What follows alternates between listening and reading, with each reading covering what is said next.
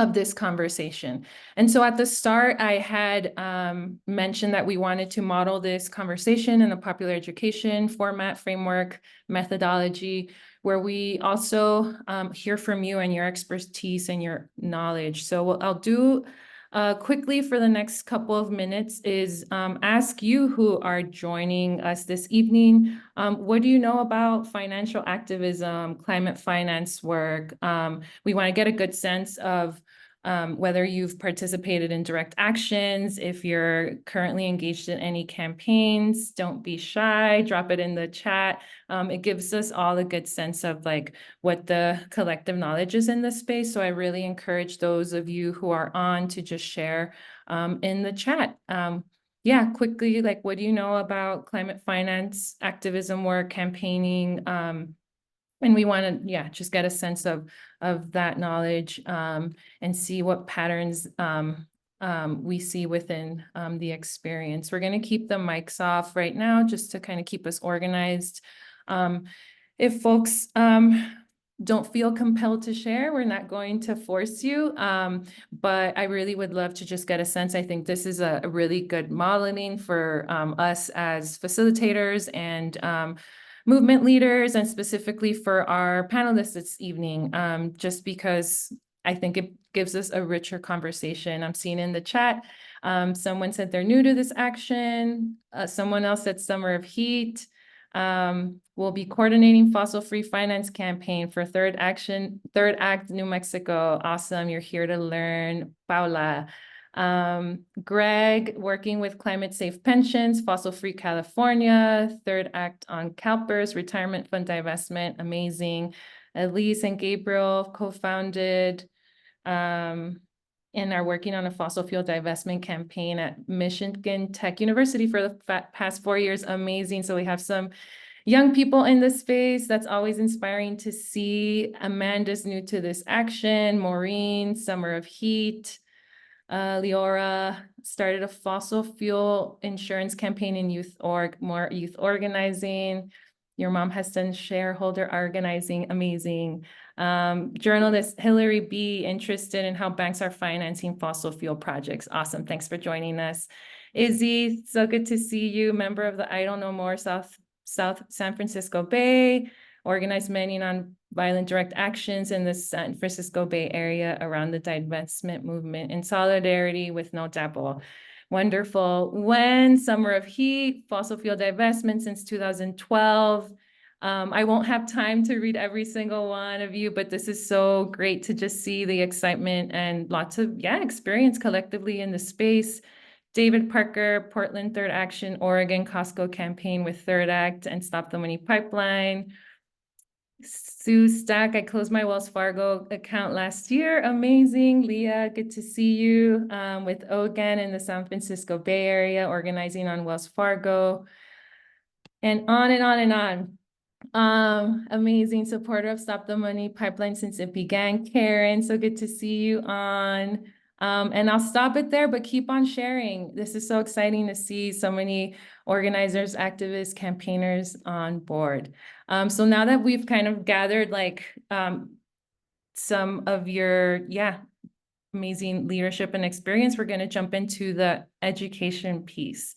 And so what we want to do during the next 25 minutes is really have the speakers in the space talk a bit about the broad kind of climate finance work that they've been doing, also talk about like what's at stake after the election and our continued campaigning, direct action organizing, and how we can collectively continue to push for the policies we want to see, not just federally, but locally and statewide and within our shared communities.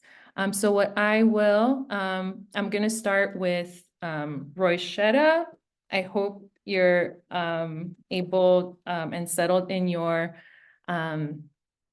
office. If you'd like for someone else to start, we can totally do that. But I want to hand over the mic to you now. And what I'd love for you to share a bit about is how, the story of victory over the last 4 years given a lot of the challenges we faced with the Biden administration and the ongoing engagement to stop continued financing of fossil fuel projects within your community. So you can go ahead. Hi, everybody. Again, I apologize for not being on camera to start off, but I think it's important that I share with you why I wasn't on camera. I was traveling from New Orleans back home here to Southwest Louisiana because the fight continues. I can't lie, and many of you have seen my social media posts about being in deep grief after the election results. And when I talk about grief, I'm not grieving the fact that Trump won. I just want to be clear about that because, we've had Republican presidents before. Sometimes the Democrats win, sometimes the Republicans win. That's the nature of a democracy, right? And we can't tell people who to vote for. And we also can't predict what a person will do in office. People can make promises or say they'll do things, and we can, take them at their word, and we can try to utilize the promises that they made and try to hold them to that. But we really can't say. So I'm not grieving the fact that Vice President Kamala Harris lost. I'm really grieving my faith in humanity to do what's right, to choose good versus evil, right? Because we just elected a person who outright said the evil things and the evil actions that he would do, the things that he would stop, the things that he would enact. And we saw what happened under his presidency the first time and all of the environmental protections that he rolled back. So we've been fighting for so long to get so many things, so many policies, so many bills. We fought a really long time to get where we are, and it's not enough. But we felt like we were making some headway with the IRA and the Justice 40 provision. We felt like we were getting somewhere finally, right? And now, after the election results, we feel like we're going to be having to start over. But I just want to say that after going through those initial stages of grief and feeling like, oh my goodness, we're going to be starting from scratch, we're going to be fighting against this Congress, this House, the president, and also here in Louisiana, our very own governor, and just feeling like all the things would be stacked up against us. And then I remembered that's how we've always fought. Everything has always been stacked up against us, right? We've always been the minority, Black, indigenous, people of color, women, especially, particularly Black women. When you look at even like history and when Black women were even allowed to do things, we've always had the odds stacked against us. And that is when we've made the most monumental improvements across this nation and across the world because we've had to fight with our backs against the wall. So I came out and I came here tonight ready to fight and ready to ensure everybody that we can do this. We've done it before. When I think about my ancestors and the fact that somebody on the ship didn't make it across the water, right? Either they decided they won their battle in whichever way they decided it was a win for them, whether they decided to jump off into the water and let that be the end of their battle, or whether they came on across the water and they were enslaved for years, and they fought. But the people of my lineage, they continue to fight because I'm here. So we know that it's in our bones. It is in us to fight when the odds are stacked against us. Now, when you think about the fact that we're fighting, we also have to remember, what is our North Star? What are we fighting for? What is it, the thing that is giving us joy, giving us hope? Why did we start this in the beginning? Was it because we had a sick child? Because we went to our water faucet and the water was brown? Was it because we saw one of those commercials back in the day that showed the hairspray killing the ozone layer? Whatever it was that made you fight and say, I want to protect Mother Earth, I want to protect my community, my environment, the most vulnerable populations. This is now the time to get back to that, to get back to our North Star and the reason why we're fighting. Because it's going to be so easy in these next 4 years to just give up and say, this is an uphill battle. I don't want to fight anymore. So I'm encouraging everyone to find your North Star, find your purpose, your reason for being in this fight. Grab it and hold on to it and hold it close, because you're going to need that reminder. Now, what wins have we had during this Biden administration? As I started off with, we have the IRA, which, you can look at it from many different perspectives and feel like the IRA is horrible in many ways. But there are also things and provisions within the IRA that are good for our communities as it relates to the Justice 40 provisions and making sure that the 40% of the benefits from this, energy um, revolution go to our communities. Now, within this lame duck session, we're going to be trying to push the Biden administration to get those funds out to communities to ensure that frontline groups, organizations, green groups get that money so that we can help provide the resources that our communities need to provide solutions that we want in our community. On the flip side of that, we know that a lot of that funding is going towards false solutions like carbon capture and storage, like these hydrogen hubs, these direct air capture hubs, and all of these things. So if we focused on the negative, we will miss our small window of opportunity to have the funding to try and enact some of these solutions that we have. With that being said, that is all on the policy side. That is going to be, a long fight. That is going to be, again, an uphill battle with trying to ensure that these facilities don't get a permit, these facilities don't get approved, that our organizations on the ground get that funding. So what we've done with the Finance Hub and in this finance fight is say, what if these projects do get their permits? And what if we don't get this funding from the IRA down to our communities? What is another way we can fight these facilities? And that is with the finance fight. That is going after these banks and these insurance companies that are financing and insuring these projects. Because it doesn't matter if they have a permit if they don't have the funding to get that project off the ground.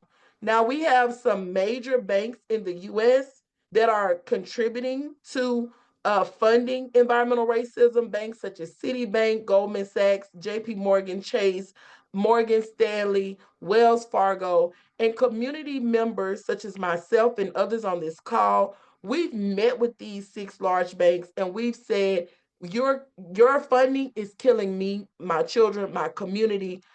Um, and what have these banks done? What have the 6 banks done to stop that? You have banks like Citibank who will say like things like, we're not the worst, right? Other banks are doing worse things than us. They're funding this worse than us.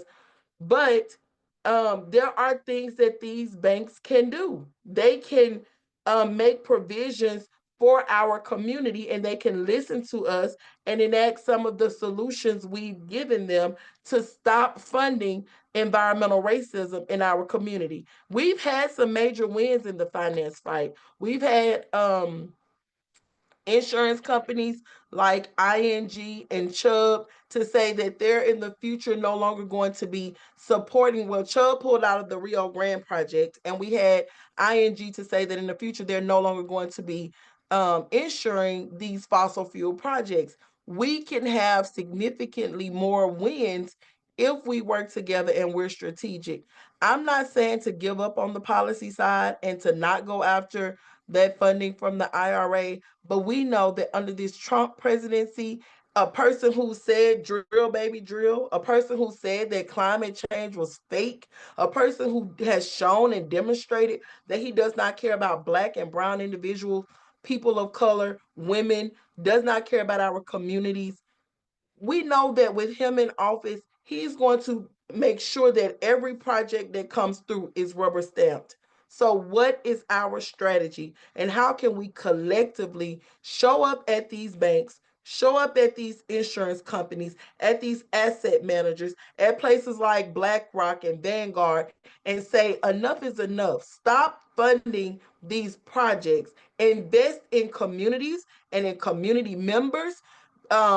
Keep your promises of listening to the UN when they say, you have to have free, prior and informed consent to do anything on indigenous lands, because we know that banks are breaking that promise. Listen to community members, listen to what our solutions are, and equitably utilize the solutions that we have. I'm looking forward to this conversation and to working with many of you and hearing your suggestions on how we can move this finance fight forward. So thank you again. Thank you so much for all of that, Roishetta. Such powerful work that you're leading and a part of, and we're so happy to have you as part of Stop the Money Pipeline. I'm going to hand it over now to Amy Gray, so you can talk to us a bit about just like the political context in which we find ourselves in now with the new Trump administration, some of like the work that you have been doing, and some of the victories that you think have been really resonating on the climate finance side, and removing more dollars from fossil fuel projects. Yes, happy to. Following Roishetta is hard. There's some big shoes to fill, friend. Roishetta gets me every time she speaks. It's a hard act to follow. But going off of that, because I got really excited when Roishetta was talking about the banks and the funders and the money behind these projects. And so we have, there's a coalition of lots of folks who work on Citibank and Costco and all sorts of things. We'll tell you about that later, so you can join up.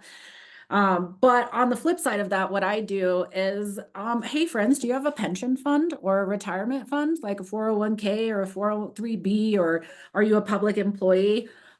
Your pension funds and your retirement funds are one of the largest institutional investors on the planet in fossil fuels.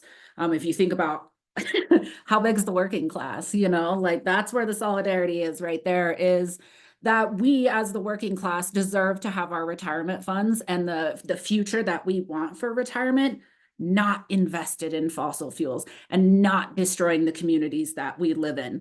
And so, going into this is like, it's a weird thing to say, like, hey, pension funds and retirement funds, like that's my jam. Sounds super nerdy, right? It's actually maybe a little bit on the research side. But on the organizing side of it, this is what where the climate movement can come together with the labor movement. And we can't accomplish anything without the working class. This administration can't really accomplish anything without the working class. And so we're reminding ourselves each and every day in this work that we do that it's not only about the financing, it's about where does this money go when it comes down the pipes. Like they talk about this all the time of, their trickle down economics. We're not seeing the benefits of that now, like decades later, are we? And we're not seeing the benefits of staying invested in fossil fuels. Stranded assets are an issue, losing money. We've done studies that have found that some of the biggest pension funds in the country, like CalPERS and CalSTRS, NYSTERS, other, big pension funds, these folks are invested in astronomical amounts of money behind the fossil fuel industry, and they talk a good game. Lots of these folks talk a good game, like, oh, well, we're going to do the ESG thing, and we're going to offset some carbon emissions, and it's a lot of smoke and mirrors. And what we do is hold those people with the money accountable, because that's our retirement funds. Those are our pension funds, and these are the banks that we as working class folks put our money in. We deserve a future that's better than that. So that's the sector that I work in. And I wanted to think about this, like I was coming to this call all hyped, and looking at the political landscape and the repercussions of a Trump administration, another one, and echoing what Roishetta said, like that was my first thought. after I recovered from a little bit of shock was, we've been here before. My people have been here many times before. And this is nothing new to us. But it is those of us who have experienced that fight the hardest. And we will have your back every single day in this movement. And so I want to approach this administration not with a scarcity mentality, but more of an abundance mentality. And we're all going to do a lot of harm reduction work. Some of the things that Trump says are absolutely terrifying and scary. And we've had campaign ads thrown at us for so many months. But what we can't anticipate is what he will actually do, especially with these cabinet appointments, that are just like, it's like he's nominating these people just for the shock value. So we're going to have to contend with that. But again, we've been here before. And so, victory, like by him, makes corporate campaigning, this kind of campaigning, climate finance, all the more an important path. When we can't rely on the federal government, for regulations and, FinReg and all of that kind of stuff, which we won't be able to depend on them for the next 4 years.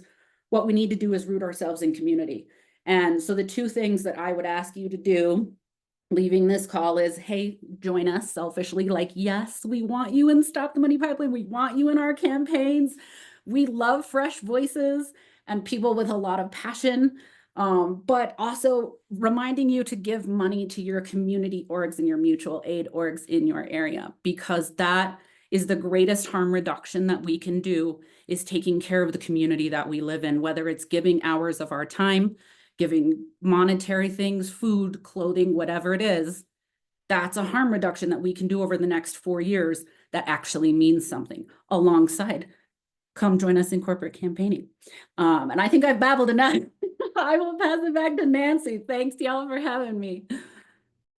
Thank you so much. And yeah, I'm sure I'm not the only one who's just so grateful to you both who have spoken, and the two who are set to follow. And so I'll stop now and I'll hand it over to you, Tara, to tell us a bit about just like your insight on the political moment that we found ourselves in, the work that you've been leading for quite some time now, including with Stop the Money Pipeline, and any victories or any kind of fights that you've been a part of over the last few years that you'd like to share with the participants this evening. Go ahead, Tara. I would say this to start, which is thank you to you, Nancy, for bringing us together, and thank you for all of you who are on this call. Being in the presence of baddie sisters is always a good feeling.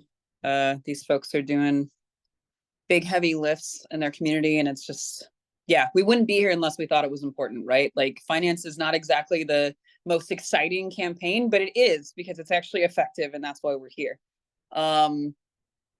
I would say this, for the political moment, I was not surprised. I was a little surprised to see that Minnesota almost went red. But then again, I live up in northern Minnesota and kind of have been watching the neoliberal policy of Democrats fail again and again and again, and watching folks increasingly become polarized by the scare tactics of a media rhetoric that seems to be really hell-bent on like convincing us that we are under attack at all times, right? Like that we are constantly under attack and that somebody has to be to blame for it, rather than actually looking at what some of Amy was talking about. I mean, it's labor, right? Like, it's extraction of labor, it's extraction of resources. It's the same things that have been going on for a long time. And so this recent loss was not hugely surprising. It of course is very frightening for folks who are increasingly at risk, right? Like, I already had friends in cages that under the Biden administration, under the Obama administration, I was, hit with water cannons and rubber bullets during the Obama administration fighting Dakota Access Pipeline. Got thrown in a dog cage here in Minnesota under everyone's favorite uncle, middle America uncle. under Governor Walz. But yeah, so that's been the situation, right? Like for those of us who are living in places where they want something from our communities, or they want to forget our communities and put something in that we don't want. So that all said, I think like for a movement, I hope to see a movement that embraces and recognizes the strategies of communities, like Roishetta was talking about. You know, I can't tell you how grateful I am to be helming a land back project up here in the Northwoods and teaching folks how to do all these different strategies, and also how to reconnect with nature, because I think that's a huge piece that's missing from the climate movement, is our actual relationship with nature, not just with a set of statistical analysis. Yeah, I hope that from the movement. And I think like for all of us that are looking at like, you know, how do we engage and what do we do? You know, feeling that want to do our best for the generations to come. I mean, that's what we're really, you know, that's what it's all about, right? It's like the water and all of it. It's about our grandchildren, it's about our children, it's about the animals, it's about the winged, it's about the fish, it's about the water, it's about everything. I think there are many different ways to plug in, and I hope that this incoming pretty fast administration that is showing all the ugly pieces of American society in boldface is one that also exposes that we need to be more balanced in our approaches, right? That we cannot focus everything into policy change. We cannot focus all of our energy into reform, because it is not working, right? We are incrementally losing so much, bit by bit by bit, right? Like, I don't know. When I saw the Cheney endorsements, I was like, geez, you guys, this is bad. Like, this is so bad. Come on now. Really? We're going that way. And like, where was the labor movement, and where was the anti-war movement, and all these pieces that we seem to have like lost as organizers, and in our constant, you know, attention-driven society where every new campaign is the shiniest one. Yeah, I hope to see some balancing of ourselves and of our ecosystem of movement. I hope to see embraces of mutual aid, of long-term strategies to build leaders. I hope there's more space for healing and supporting each other. You know, I myself and a bunch of grandmas and people from Appalachia are being sued for $4 million by a pipeline company. That's still happening. A pipeline company that was given their pipeline as an exchange for the IRA that's being mentioned. You know, Mountain Valley Pipeline was built on the backs of those folks who fought so bravely for so many years, and beat that pipeline over and over again. And yeah. And it's not just me, right? It's like also Stop Cop City and all these other folks who are facing RICO charges. It's the upcoming Greenpeace suit. Like, I hope that we also remember to support each other. Like, these should be moments where we have deep reflection about where we can go and our power together, because doing it piecemeal is just not working. And if we can focus our energy, which is all so deeply appreciated and valued, you know, if you're really good at showing up at banks, then do that. If you're really good at pressuring your pension fund, pressuring your, you know, if you're part of a union, if you're good at those things, I mean, it's all necessary and it's all needed. And remembering to look around you at your community, I think is something that I hope we really recognize and bring ourselves back to that moment that nature shut us all down during COVID, right? Like, yeah, I don't know. I have a lot of hope, and I have a lot of fierce belief that we already have the people that we need to do this thing to solve this massive existential crisis. It's just directing our energy and finding ourselves to do it. So, miigwech to all of you. You guys got this. We got this. I know we do. Thank you so much, Tara. What a sobering and thoughtful reflection. And I think it segues us perfectly, since you mentioned the Mountain Valley Pipeline, with Dr. Crystal, who I will pass the mic to. And again, just like the rest who shared ahead of yourself, can you tell us a bit about the work that you've been leading in Appalachia and North Carolina, just some reflections on this political movement and what we can do together to really continue fighting the various forms of power that are stacked up against us, and then really building this political power collectively in a really intersectional and intentional way that Tara was alluding to.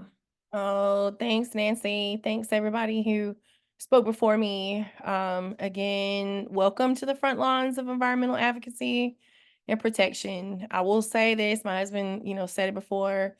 The president-elect number 47 is just like the rest of the 46 presidents before him, doing nothing for indigenous communities but a lip service and continuing to destroy our environments. I haven't seen one good thing come from any of these presidential administrations. And I do not like the IRA. I'm just going ahead and tell you that. The IRA, the Fiscal Responsibility Act, any of that, because we were sold out in fighting the MVP. We successfully beat that pipeline, and the only way they could get it passed was put it on a debt ceiling bill, right? And that is horrible. I'm not giving up, right? However, I'm going to educate my community, because what I saw in this last political election, like this last one, people are not making good and informed decisions. People don't understand what is at stake. They are only hearing rhetoric that's being taught to them. I'm going back to school to educate myself on the racist federal policies that tried to kill my ancestors. So I'm in school right now at the University of Oklahoma, learning about Indigenous peoples law. But we are seeing this circus play out in real time. And well, I'm just going to have to say I'm not surprised, but these are not my monkeys, not my circus, but I am not surprised at the outcome of all of this. To everybody on this call, welcome to the Global Indigenous Movement, the Global Black Liberation Movement, the Local American Indian Movement, the Local Black Liberation Movement, the Women's Rights and Advocacy Movement, the Gay Rights and Advocacy Movement, the Gender Rights and Advocacy Movement, the Poor People's Campaign, and every other justice and advocacy movement that exists in the space of environmental justice movement, which is the last stand against environmental injustice around the globe. We have to work, the movements who tie into big ag and big pharma. We have to work together with these movements, just like uniting the labor caucuses. This fight was and is still personal to me with the MVP. I am a mother of 6. 3 of my children were born on military bases and have some serious autoimmune illnesses. When I was a military spouse, and seeing the military industrial complex spending the most on fossil fuels and fighting wars that we should not be in. Some victories that we've had in early 2024, Mountain Valley Pipeline, Southgate Extension, quietly announced that they were making changes to their frack gas pipeline, cutting it in half and removing it from Alamance County. That was a huge win. But what we also saw with the reduction of the MVP, Transco Williams came out with a new pipeline. So what we're going to start doing is building community opposition, continuing to do that, organizing and holding community meetings, educating stakeholders, including local, county, and state officials. We're taking legal action against FERC. I worked on a case study about the Virginia, when we set a precedent in 2021 with the Environmental Justice Act in defeating the MVP Southgate in an air compressor board hearing 6-1. Also, we've been working in this divestment campaign. In April, we flew to Canada, to Toronto. I was with all of these lovely women up here to speak to the Royal Bank of Canada at their shareholders meeting to raise awareness about their investment ties to this pipeline and coming through and destroying our community. Like, this bank in Canada is reaching all the way down here in North Carolina where they have no business to be. Next steps for us probably are looking at building education about politics and how that's going to affect us, again, and uniting the movements. Like, I put out calls to the farm aid and, trying to have people unite on the front lines, because these all work in tandem together. Because with these pipelines killing us and big pharma is trying to fix us and all killing us at the same time, and the agriculture is killing us because they're poisoning our food. They're all working together, but we have to work now on building an underground network. And so that is what we need to work on now, is building an underground network so we can fight these things. Because I was at a conference last week, and Reverend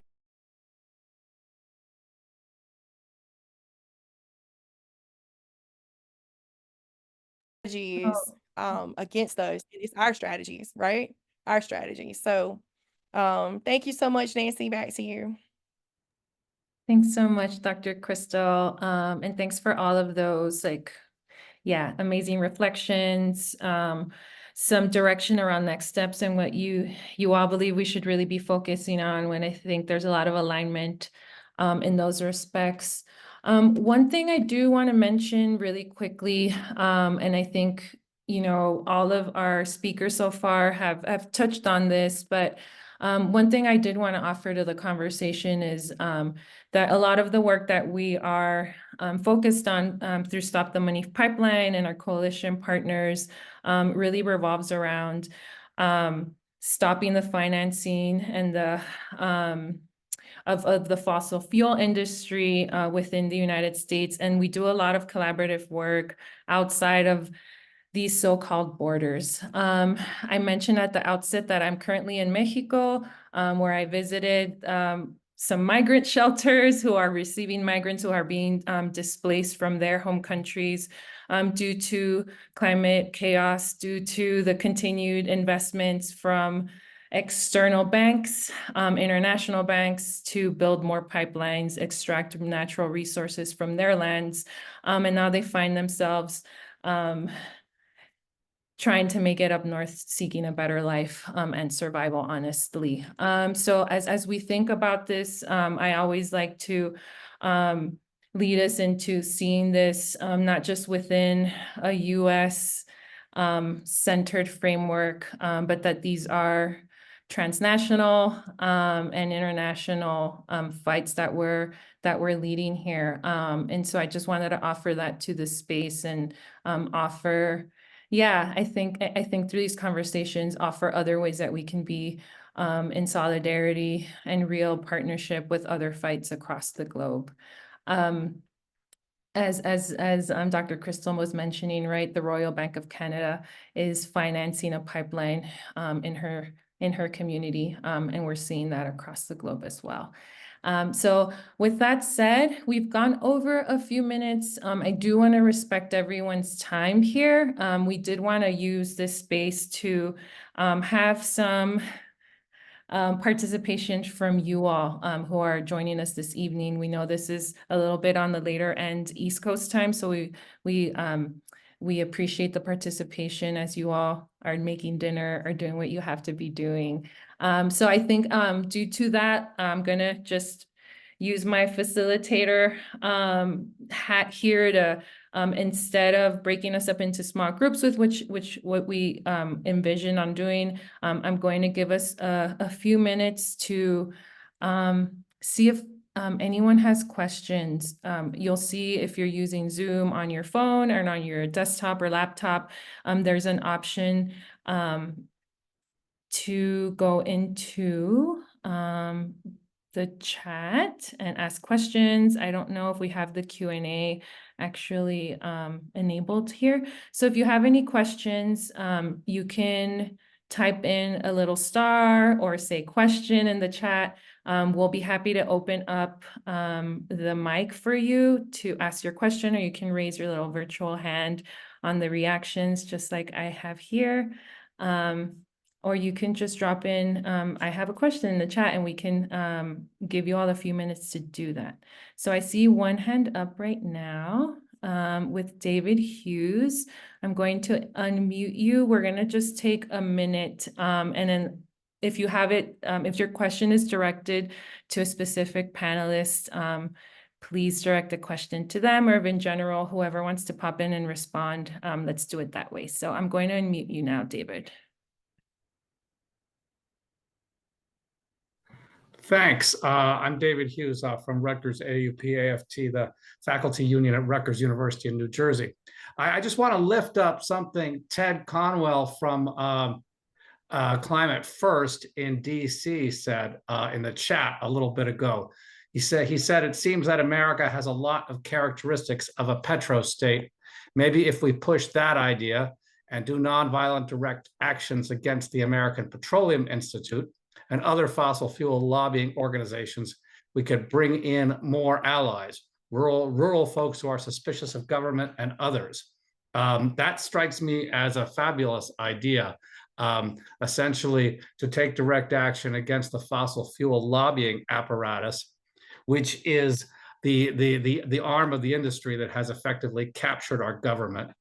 And in that way, we bring in, as Ted said, a lot of people who have a lot of different kinds of grievances against the state, particularly rural people losing their land to eminent domain. I know those people have been part of the fight against the Atlantic Coast Pipeline and MVP. So I think that's an excellent suggestion. I'd love to know if people on the panel have an idea of how we could pursue that together. Thanks for that. Go ahead. Anyone on our panel who'd like to respond? I can respond and then everybody else can chime in on the panel. So we have actually fought against that with education, forming easement action teams in our communities. We have also had direct action, non-violent direct action. But to tell you the truth, when you're going up against a corporation, they have millions of dollars and they will spare nothing at making your life miserable. Look at what is happening to Tara right now. She is a suit against her for $4 million, and they're trying to make an example out of her. The same way with the tree sitters with the MVP, they put them in jail. And so we're really going to have to come up with different ways. I live in the very rural part of North Carolina. North Carolina is maybe about 70% rural. So there is a lot of people who don't understand what eminent domain is or condemnation. And we have worked with them. But what we've actually had to do, because North Carolina is a very red state and is very racist. And so my husband and I, we very well can't go into some of these communities where eminent domain is happening and some of the landowners are white because they will not listen to what we have to say. So we've hired people on our team who do not look like us to go in and sway their minds, right? To get them on board. So that is some things that we have been doing. We have thought about all of these strategies. And so I'll turn it over to anybody else. Yeah, I'll chime in. Thank you, Dr. Crystal, for that answer, and thank you for your question. You know, I have been doing direct actions for a long time against a lot of different things for more than 20 years. And I'm not saying that direct actions don't work, because they do. They bring attention, they bring more voices, they do work. But I think, and this is just me, somebody who's been doing this for a long time, but I'm still new to it, I'm still young, that now, especially in these next few years, is a time where we are focused more on education, mutual aid, care for our communities, for these organizations, for these frontline groups who have been doing this type of work for so long, and ensuring that they have the resources that they need. And I'm saying that in the context of, for example, if we all go and we march in front of Venture Global, Venture Global is is the developer for some of the LNG projects here in my community. If we all go and march and protest in front of them, we have our signs or whatever, they're going to call the police, they're going to come out, folks are going to be arrested, people are going to get out of jail. Venture Global's office is in DC. So that's going to be like an easy thing. It's going to be mostly white people who don't live in this community who are going to raise their hand and say, yeah, I'll get arrested, I'll go and do this protest. Sure, the lawyers are going to be ready. There's going to be a jail support team. Get them out, right? But when we turn around, we ask that same group of people to come here to Louisiana in our actual community and hold hands and be arrested in front of the actual facility that's causing the actual pollution. They're going to be few in number. And the people who are being the most impacted are not going to raise their hand to be arrested because they look like me, and they're not going to raise their hand and say, I'm going to jail. Plus, in the state of Louisiana, they're trying to outlaw these type of mass actions, right? So we could do these things. We could, people can say, I'm going to be brave. I'm going to get this, record. I'm going to go to jail, whatever. But then in the end, if we stop that one project, if it succeeds and we stop that one project, has this community benefited in a way to where no other project will now come, or will we continue to do these actions? So instead, I say, we can keep doing the actions, but what are the solutions for these communities? How are we coming together to say, let's help this community with resources that they need so that they're stood up in a way that the same things won't keep coming at them? How are we ensuring that these on the ground organizations are getting funding, that people are able to live in these very communities that are killing them, able to afford their rent, able to go to their faucet and drink water? I mean, when you think about it, we're paying water bills, but we can't even go to our faucet and drink the water. We're paying a water bill, and we're paying for plastic water bottles, which is contributing to plastic pollution. What are the solutions? And I feel like in these next 4 years, particularly, the work needs to be done on the ground in the communities that are impacted. It's real cute to go to New York and have, a 75,000 people march for Climate Week. But then when it comes to the work on the grounds in our communities, in Pennsylvania, in Louisiana, in Texas, in Minnesota, who's willing to be in that number of 75,000 who's on the grounds with us fighting against the evils that we have to see every day? Because when the bills are passed, when EPA is saying like this PM 2.5 rule, or when this IRA funding came out, at the end of the day, when I walk out my door, I still see the flares. I still see the pollution. My children still have asthma. Nothing has been solved. So how can we move more towards solutions and ensuring that communities and the people impacted have what they need? Thank you so much, Dr. Crystal and Roishetta, for that. Given that we're giving ourselves just till 5 after the hour, I'm hoping people can stay 10 just so we can take Rita's question, and then we're gonna have to close it for questions there. Rita, I see your hand is still up, so I'm going to mute your mic, and we're only gonna have 3 minutes for this, so let's try to keep it at that just so we can, close the conversation for the night. Go ahead, Rita. You're on mute. Sorry, I think I gave you permission to unmute yourself.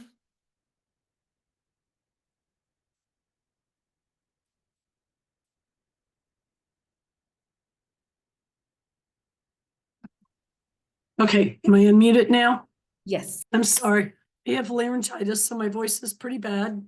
You're probably suffering more than I am listening to it, but I just wanted to ask about the education, the political education that Dr. Crystal mentioned, because we registered a lot of voters, and I found these new voters really don't know how to vote. So we were trying to give them strategies, but I'd like to hear your strategies on how people, especially new voters, should vote.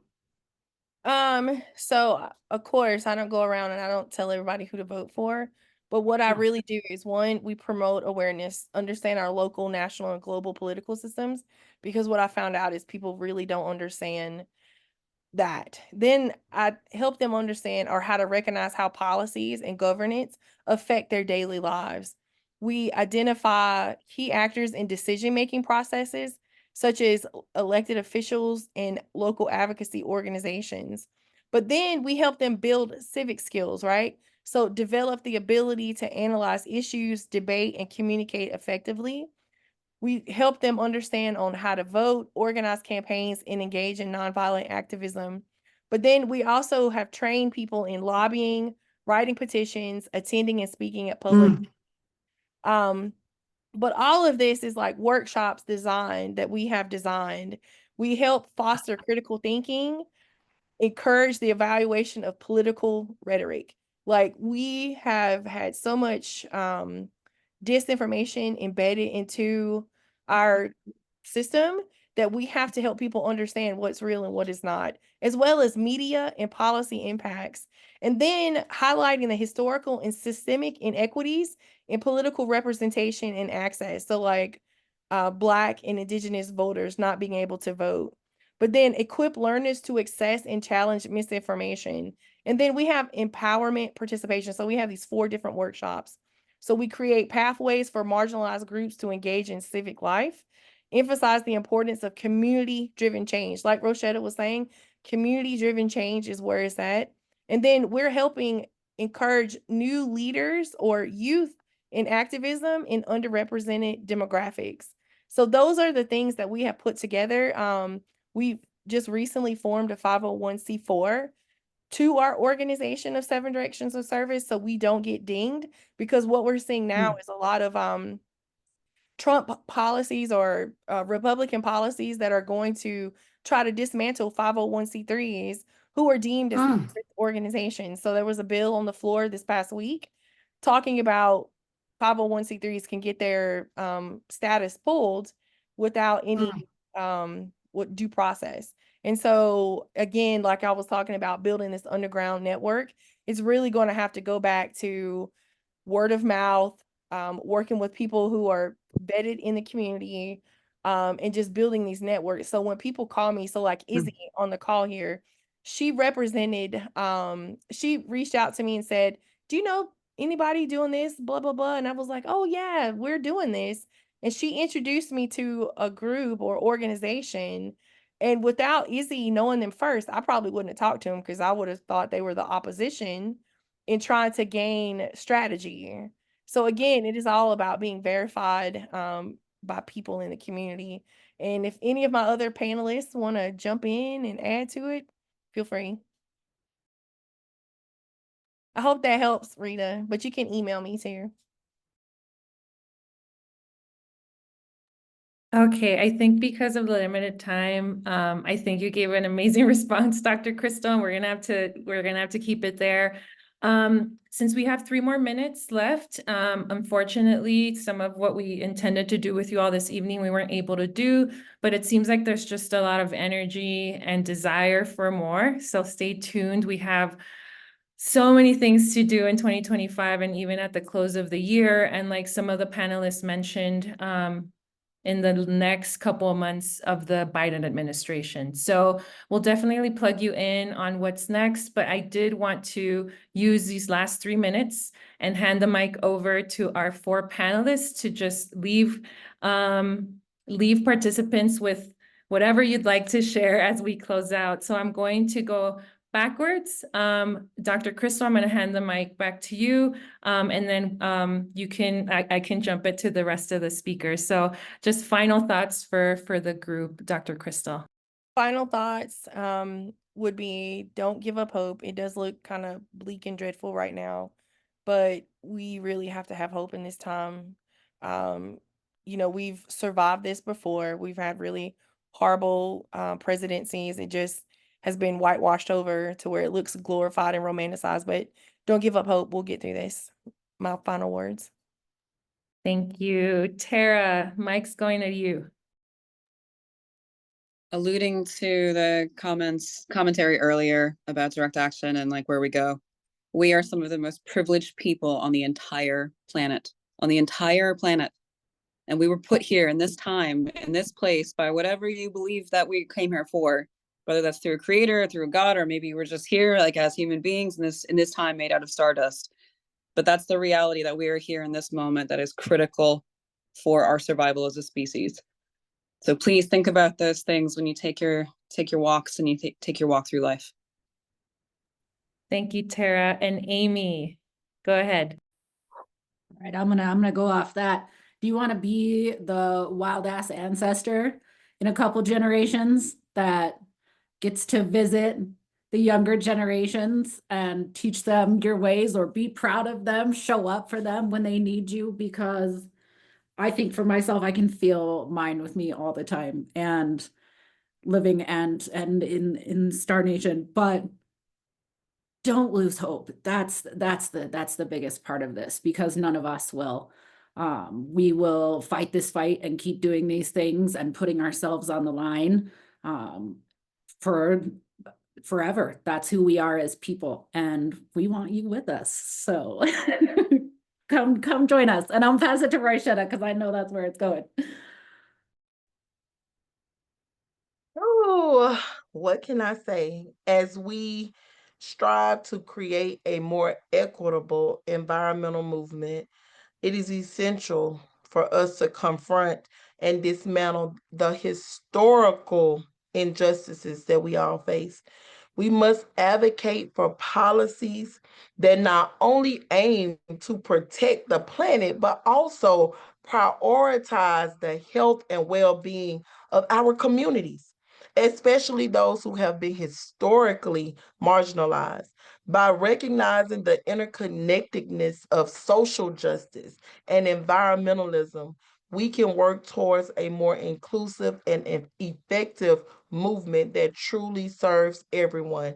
Each and every one of us have a role to play, because we are all impacted. We only get one planet. There is no planet B. Like I said earlier, by fighting so hard to save this world and ensure its safety for my children, I'm fighting for all of our children, for the future of this planet. And I encourage you to find the thing that brings you joy, the thing that you want to fight for, the thing that wakes you up every morning. Hold on to it and give everything that you have to ensure that every morning you get to get up and enjoy that thing or that person or whatever it is. Thank you all for being here today. I look forward to further conversation, and please reach out. I'm easy to find. I'm the only Roishetta. You can Google me, or you can find me on all social media platforms, but please reach out so that we can be in this fight together. Thank you. And we'll leave it there. I have no more to say after those final thoughts. Have a great evening, and we'll do more of this. It seems like people want more, so we'll give you some more of these conversations with these badasses that I'm so grateful to be in community with. Have a good night, everyone. Take care.